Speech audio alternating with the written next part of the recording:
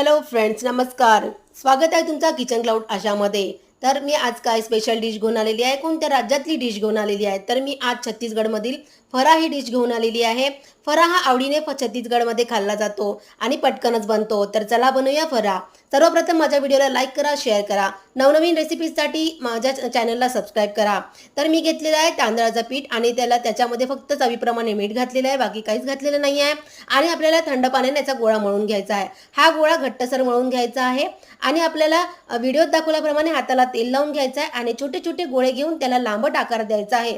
जसं व्हिडिओत दाखवलं त्याप्रमाणे त्याला लांब लांब आकार द्यायचा आहे.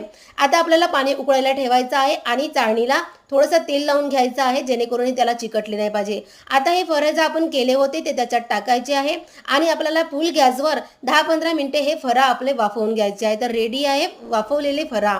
आता आपल्याला याला फोडणी घालायची आहे चवीला चांगलं व्हायसाठी आणि चटपटीत लागण्यासाठी.